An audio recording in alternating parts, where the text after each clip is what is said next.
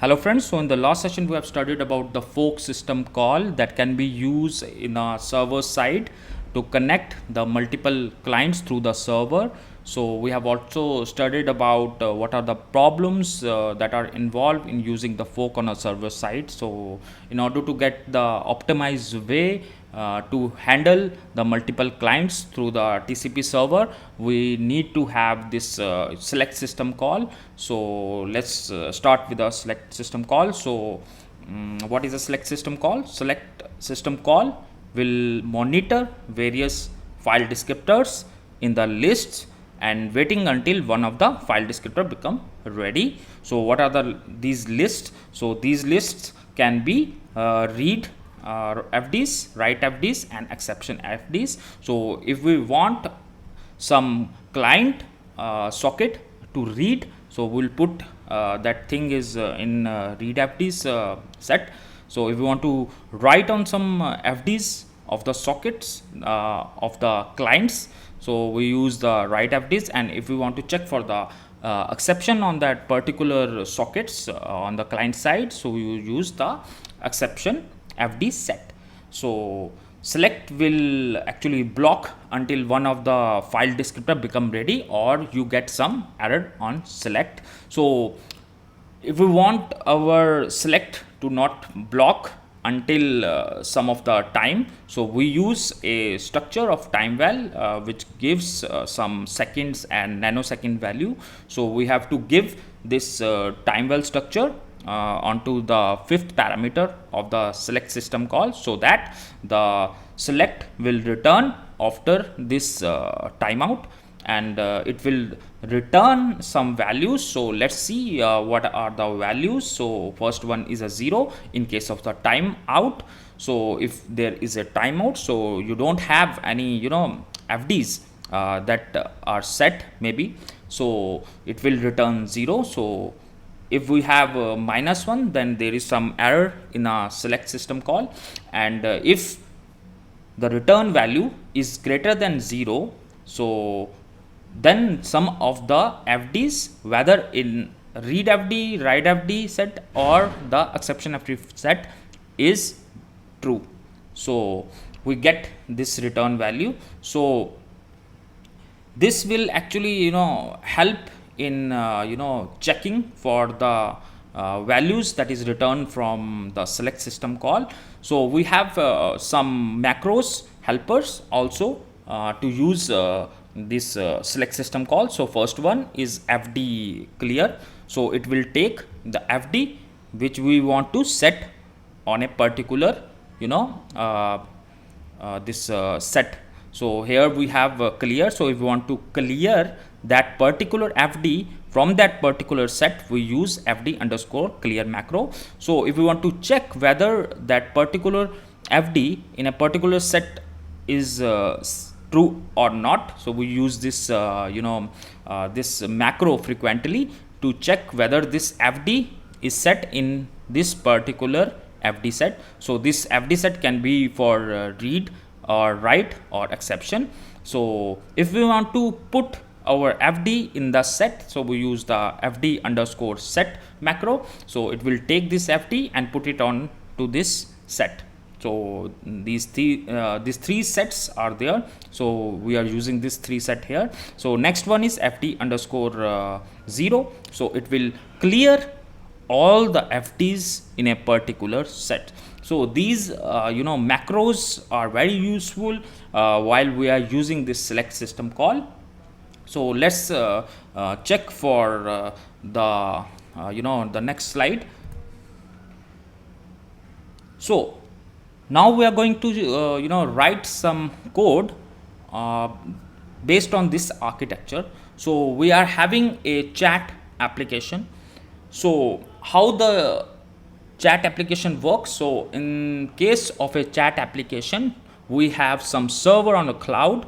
So the client which is using one mobile need to connect to that server first, and the server then knows that these are the clients that are connected, and if we want to chat to the particular number or account, so the request will first go from client to the server, then it is being routed from that server to a particular recipient.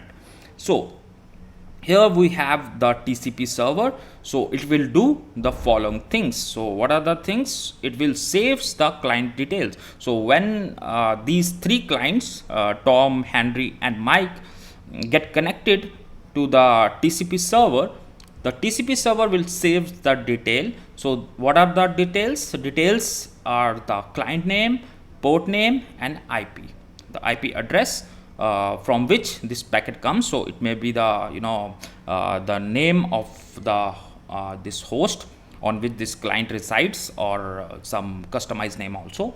So the next thing what this server does is it will take the commands from the the clients, and then it will do some operation. So we have list some some basic few commands. So first one is a list command.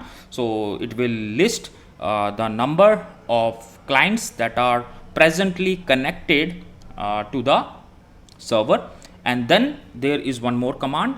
In order to Tom to talk to Henry or Tom to talk to Mike, they need to have this connect command that is sent to the server to make the server aware that Tom wants to chat with Mike or Tom wants to chat with Henry. So after this clients are connected through the server, they can talk with each other.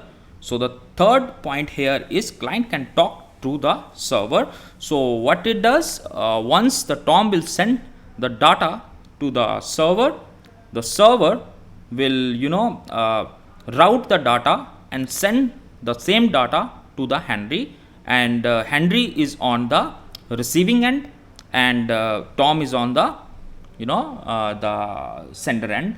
So if Henry wants to connect with the Tom or send some message to the Tom, so Henry also have to connect to the Tom first in order to have the communication between two in a parallel way, like we use in a chat box like WhatsApp. Though WhatsApp is not using this scenarios, but we are using this in a some basic way.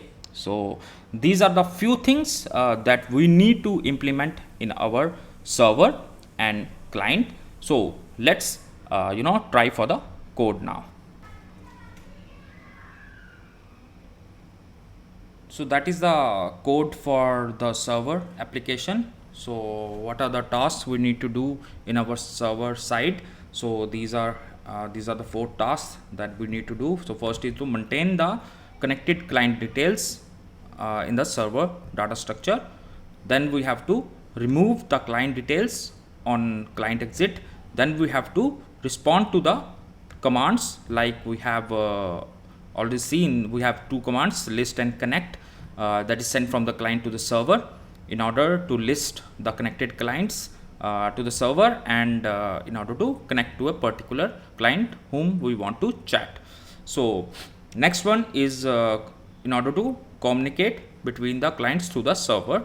So let's first see these macros. So we have created some macros that contain the server port, that listening backlog, maximum size of a name, number of clients that we need to connect, that is 10 we have taken currently. Then the buffer size is 1K, so that we are using to hold the data from the clients.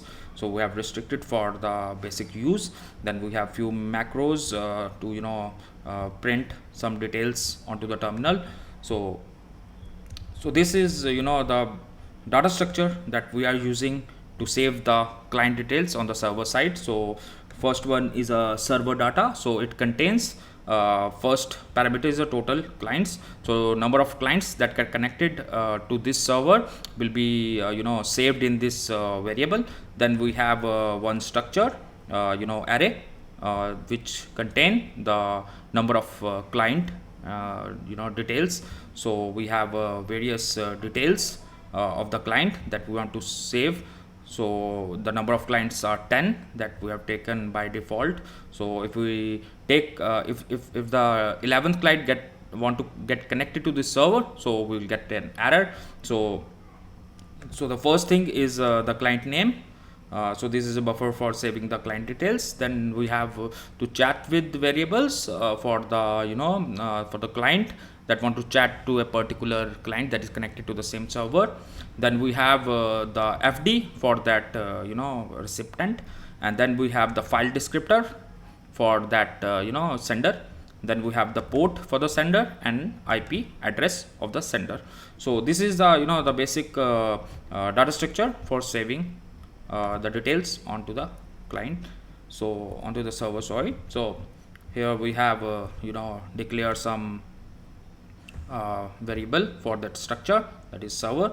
So we have defined some functions, APIs over here.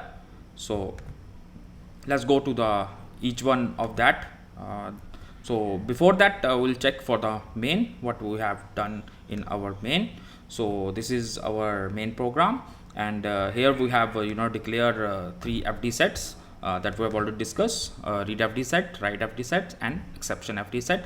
Then we have taken the maximum FD variable that will be input to the select system call. Then we flush this structure. Then we have the server started. Then we are creating the socket for this server that should be on the 9000 port, and if we get some error, then we'll exit from here. Then the first FD that we put onto this maximum FD variable is the listening FD of this server. That is because we want to listen to the clients on a side, like if a new client want to connect to this server, so it should be send the request on this FD of this server. So that's why we want to use this FD onto this max FD side. So then we have the while loop, which will continuously looking for an event from the client side. So the first one is a server build FD set. So we want to first put our client FDs onto this FD set, so that we can check in select whether some event is there for read FD or write or exception. So we can put a single client socket on all these FDs also. So if a read operation is done on that particular client socket, then this FD on this set will be activated. If on our right side, it will on our right FD set, and if there is exception on that particular FD, then we have the exception FD. Then we are using the server select API that will take the maximum FD variable that we have use here. Then it will take the read FD set and write FD set address. So next we have to clean up our code, and then we have print by from server. So then we return from the main. Okay, so let's start with the first API. So server create socket. So if you go here, you'll see it's the same one that we've discussed multiple times in our previous sessions. So first is the socket system call, bind and listen. So after these successful system calls, we'll get the the server file descriptor in this listen FD, and that will be put onto this variable. Okay, so the first is this. So the next is, let's see here, this is server new client handle. So if a new client want to connect to the server, so it will call this API. So let's see what is this. So it will take the accept system call.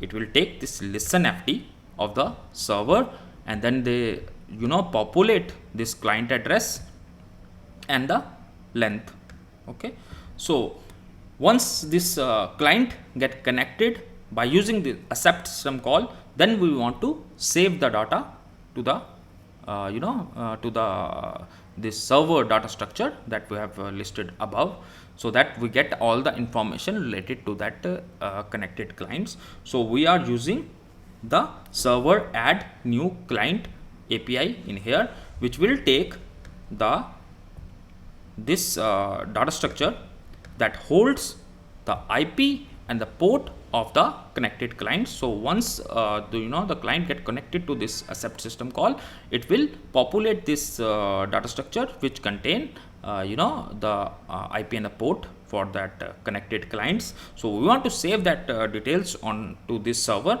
So that's why we are passing this structure in here, and also we are passing the new socket that is being connected after this accept call. So let's see what is this server add new client. So let's go here. So this is the variables to save the IP address and the buffer.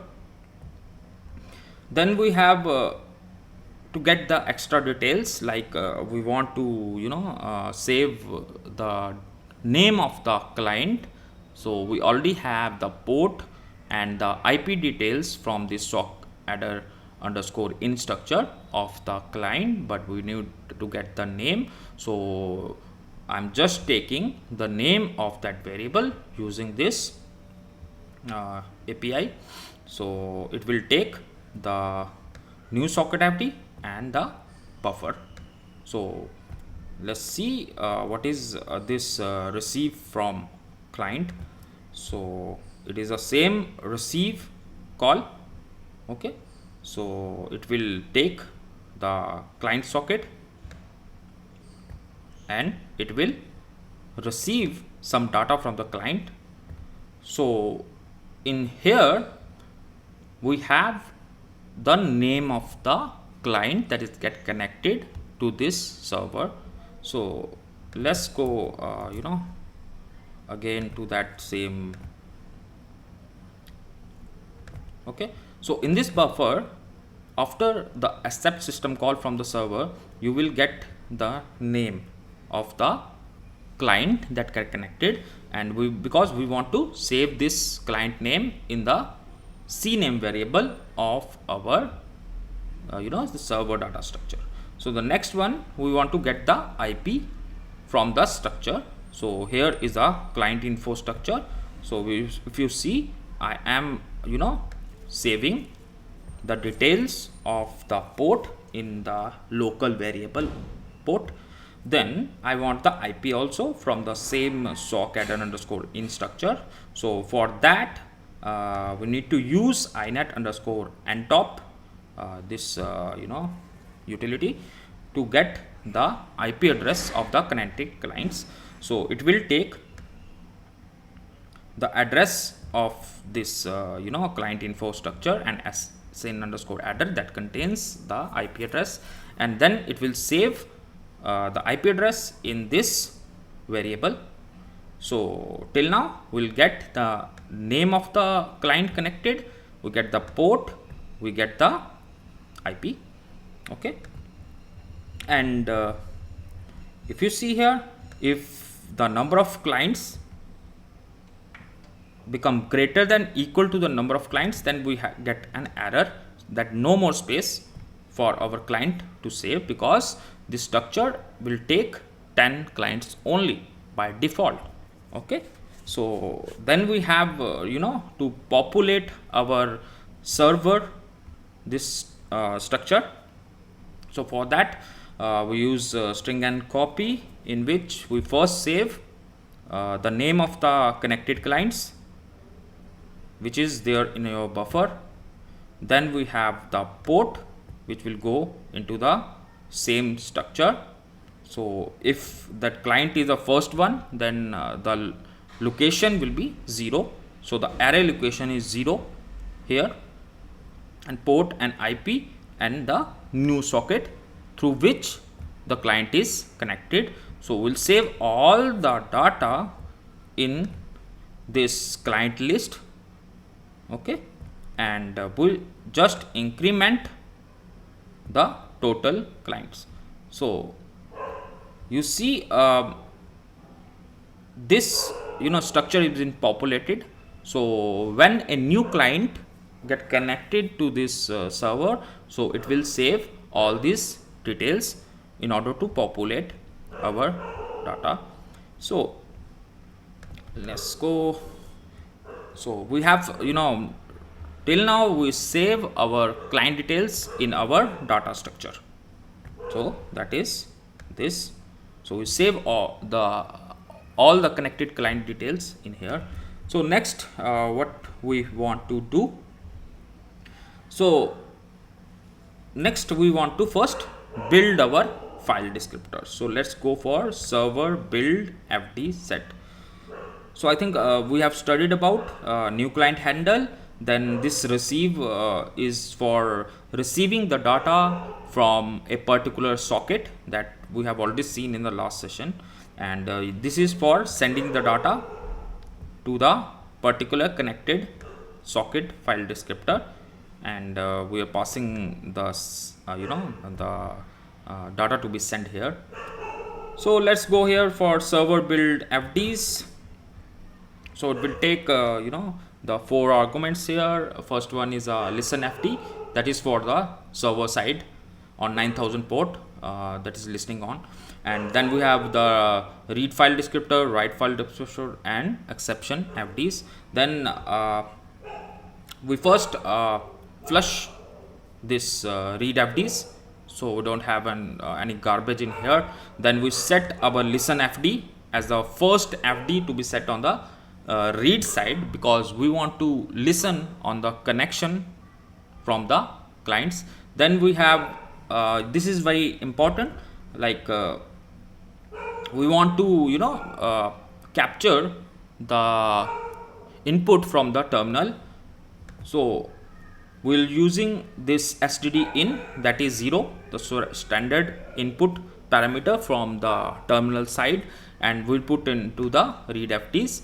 So if you type anything on the terminal, it will capture it, okay. So we don't want to block our application on the the terminal operations, so we are making it non-blocking.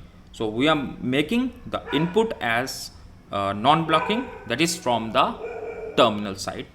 And then we need to add all fds of the clients and increase the maximum fd here. So in here what we have the file descriptor for all the clients that is connected to this particular server. So server.total clients will get on increasing once multiple clients get connected to it. So this loop will fill this read fds, because we want to read from the clients.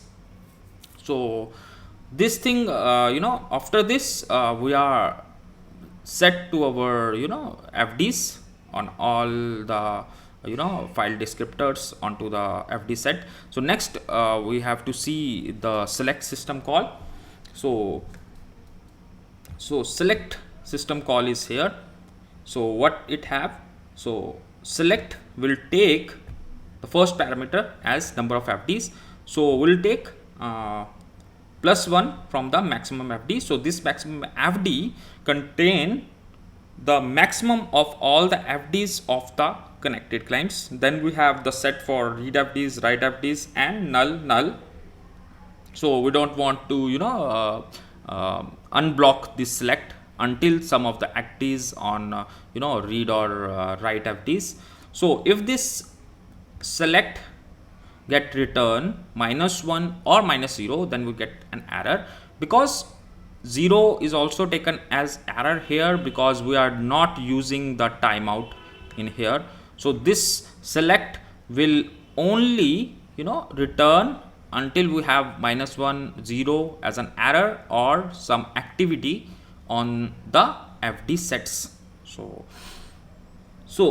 The next thing to see here in a select system call is we need to check for any operation like FD is set. So if we want to check for the listen FD onto this read set, whether it is that flag is set or not, we use this. So once this select returns some variable, so it will check for this FD set, for this listen FD, and then you will get server new client handle. So this is for handling the new client that get connected to the server and saving the details. So next we have the new socket created, we'll print here. And the next one, if we want to get the inputs from std in, so this is the call, and here we are reading from 0. 0 means we are reading from the standard input side, and we are capturing the details on a send buffer, and then we are sending the data to all the connected clients. Okay, so this is for some fun type thing, like if a server want to broadcast anything onto all the clients, so we are putting it like that. So if we want to check for all the clients for the file descriptor in a particular read FDs, so we are looping for all the clients, then we are checking for the FD set onto this read FD, like whether that socket is set or not. So if it is set, so something is there to receive on the server side. So client might have sent something and we want to receive it, whether it is the command or anything, command or chat message or any other thing. So we want to check for this also. So what we have seen here, like first we have to build the FDs. So we want to build the FDs again and again if we are using the select system call in a while loop. So if we check this API, so it's there in the while loop, and we are using server build first. It will return the maximum FD after building, and then it is passing on to this maximum FD, listen FD, and some details. So it go on checking for all the FDs, and if some event happen, it will do the operation depending on that. So we have completed these two things. Okay, so this for deleting. So if a client get deleted or disconnected, whether it is through signal or exit normally, so we want to capture that thing. So it's received from the client. So this is we have discussed, if you want to receive some data from the client, so we use this API. And here if the read bytes are 0, so we said that we have the client disconnected. So what happens when the client get disconnected? We want to delete it from the database that is been reserved into this server. So let's see server delete this one. So we want to remove this FD from that data structure. So what we are using, we are iterating through all the FDs onto that particular structure, and if we got this FD, we want to delete it. Okay, and we also want to decrement that count so that other application will be using it, and then we close this FD. So by using this, we are deleting the client data or info from the from the server. So what we are doing here to delete the data, we are using the array shifting in here. So we are shifting, we are first checking for the file descriptor. Once we get the file descriptor in that structure, we are overlapping the value that is one after that index to the previous. So everything will be on the right side. So this way we are deleting our client when it get disconnected. So let's go to the next one. So we have seen how we want to add. So add we have already taken care of. Then the next is process receive data, and we have few helper APIs also that find the client index from the list and find the client index by name. So we want to check for the FD. We want to search the data structure for the client by using the FD. We use this API, and if we want to search from the name, we use this. So let's check this too also. So what we are using here, we are iterating for total number of clients, and then we are checking for the file descriptor. So if that is a socket, then index is 1, and we are returning the index for that variable. And then we have this find index by name. So we are passing the name of the client, and we are searching in a database, and if you got it, then we are sending the index to it. So these two, and the third one, the most important, that do the command operations, are this process receive data. So what it have actually, so when we get some data from the client side, or the command from the client side, so we are matching this command buffer, and if it is a list, so we need to send the the output for this list command, that is the all the connected clients to this server. So we use this send API. So it will take buffer and socket for which we are sending.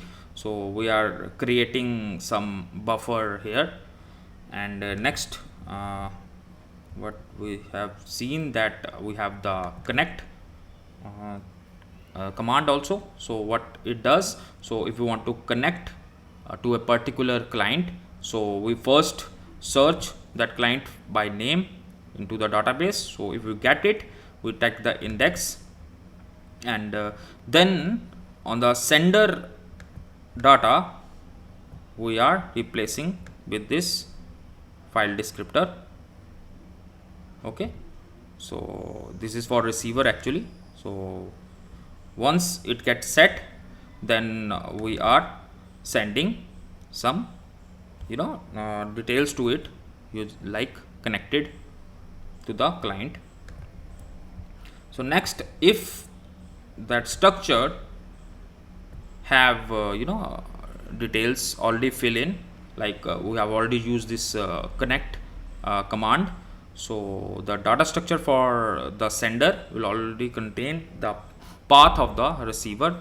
So if it is there, then we need to create some buffer first, and in some format, then we are sending to the receiver.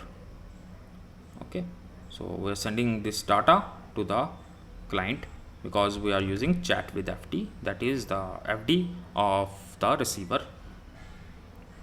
So by using this, we are saving the details, we are deleting the clients that get disconnected, and then we are saving the receiver details, and also we are chatting with that receiver. We will see in a practical demonstration once we go to the client side.